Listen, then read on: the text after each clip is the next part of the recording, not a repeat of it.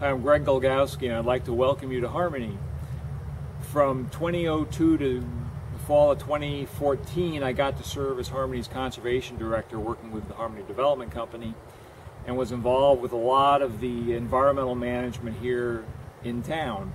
That include the outer ranch lands as well as here around the developed neighborhoods.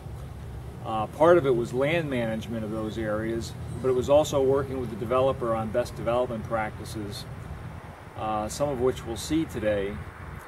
And it was also, and perhaps the most exciting part, was working with residents and getting them involved outdoors with where they live, which was such an important part of the human-animal, human-nature interaction philosophy that Harmony is all about.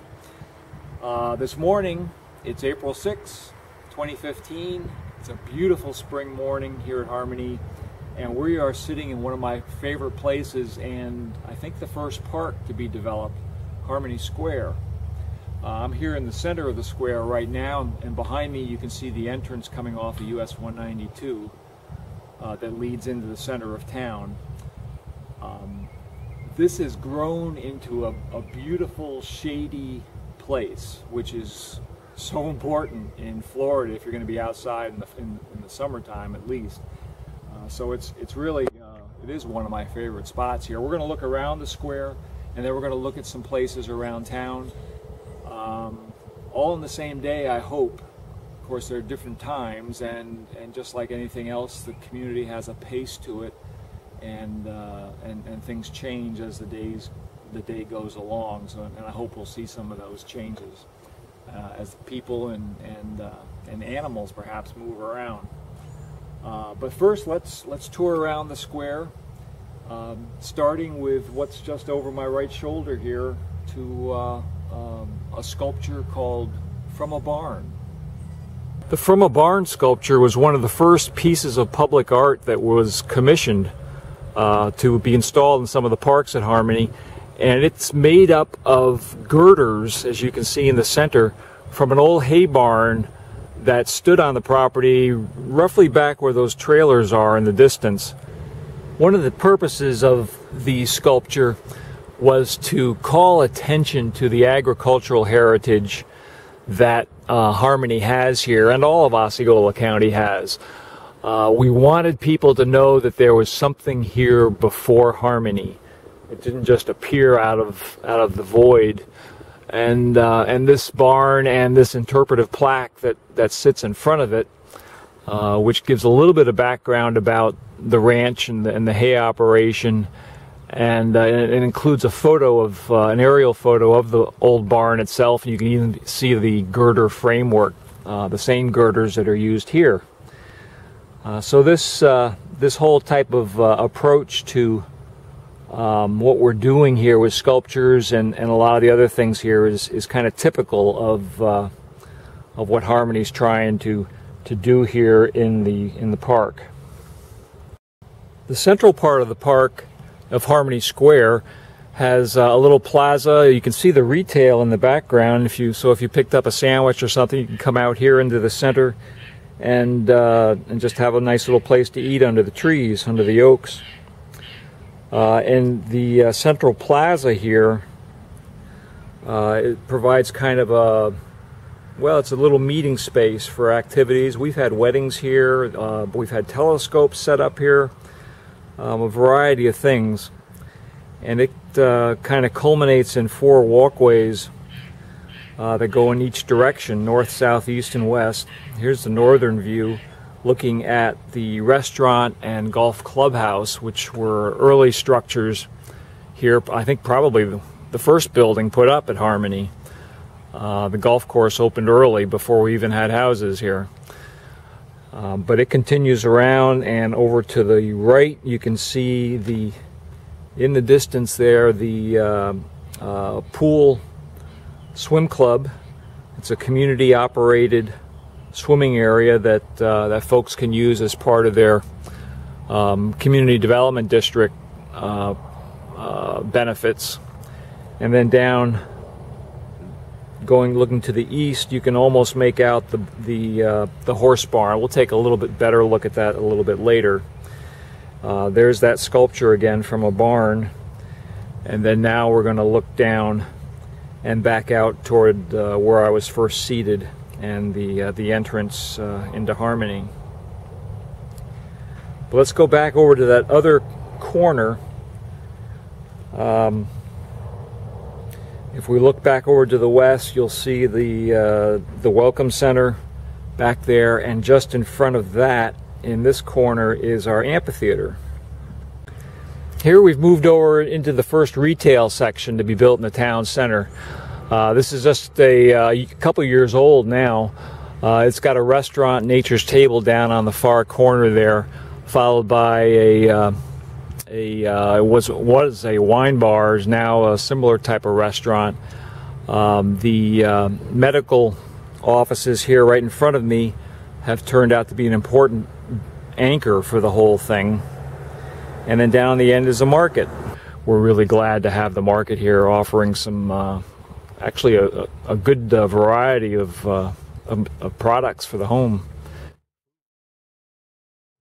And while we're here at the market, let's talk about the lighting controls that the town has for a little bit.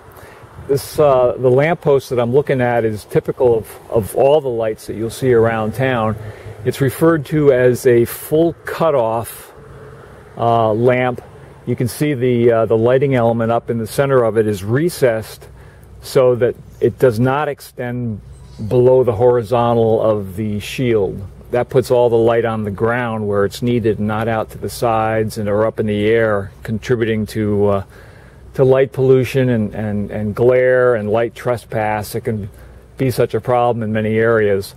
It actually provides a softer feel to the night here. It's still adequately lit and actually probably safer than an overlit area. It also works here in the market.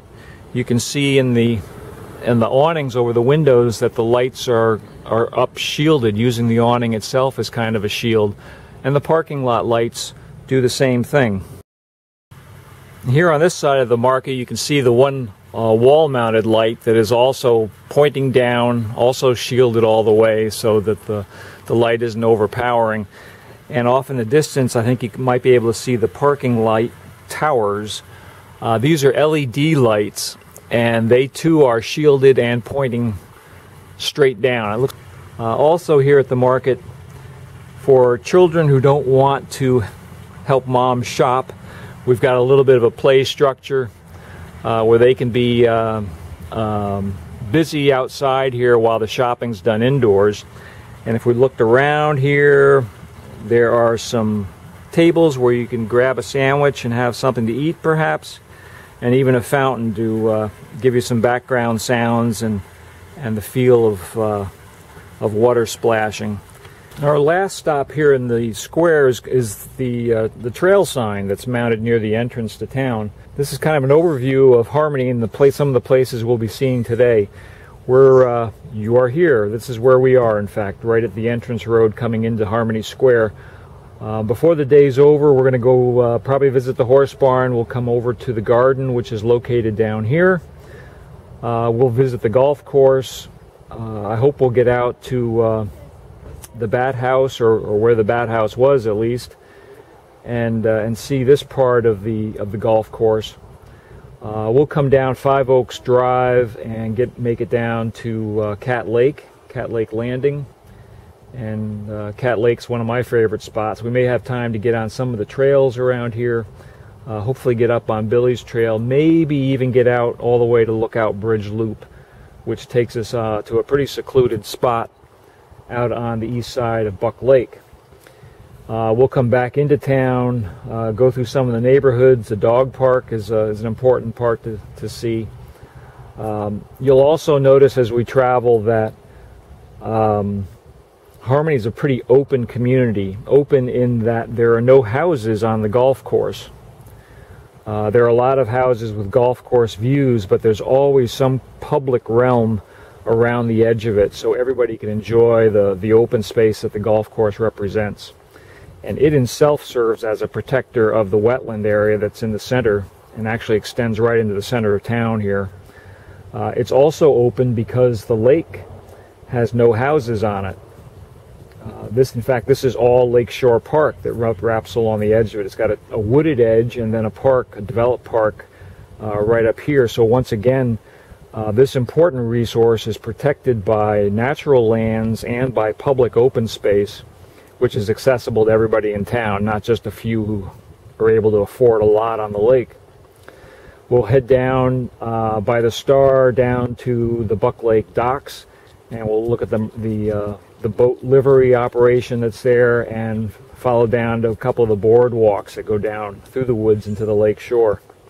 We'll also explore some of the neighborhoods around on either side of the dog park, and maybe even go down Dog Trot Trail, which is an important connector between this neighborhood and the